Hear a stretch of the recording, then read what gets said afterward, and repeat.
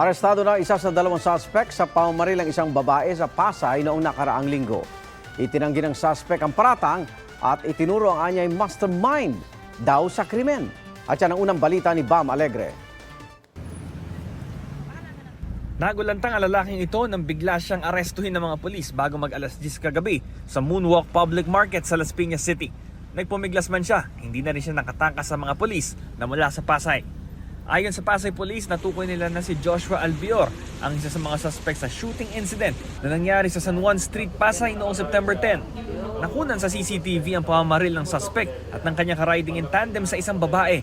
Patay ang biktima. Mayroon kasi sa amin nakarating na information na mayroong isang tao na may mga kinikwento siya na involvement niya dito sa isang shooting incident sa Pasay.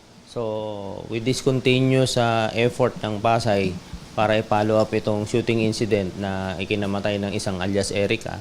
Sa initial na investigation natin, talagang lumalabas na siya yung driver kung saan siya yung pangalawang pumutok na tuluyang ikinasawi ng ating biktima.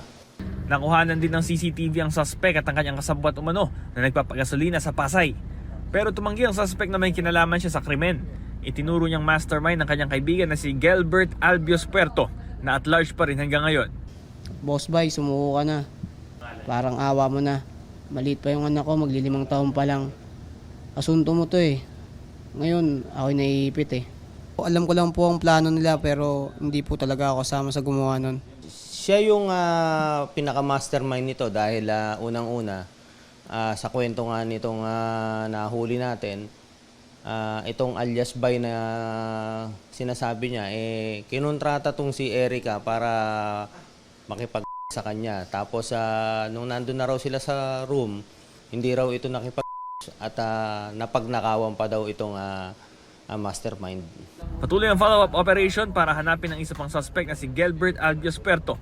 Kapwa sila kakasuhan ng kaso murder. Ito ang unang balita mula sa Pasay City. Bam Alegre para sa GMA Integrated News.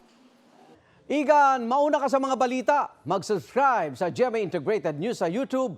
Sa mga kapuso abroad, subaybayan nyo kami sa GMA Pinoy TV at sa www.gmanews.tv.